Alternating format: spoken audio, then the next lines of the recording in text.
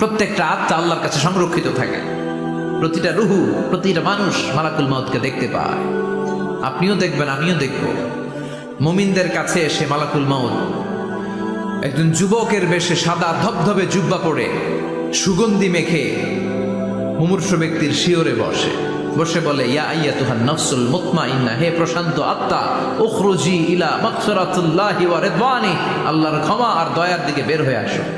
বলা মাত্রই মুমিনের আত্মাটা স্মুথলি বের হয়ে আসে।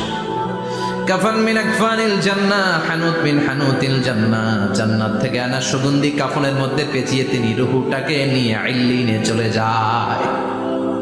সরাসরি দেখে মালাকুল মউতকে।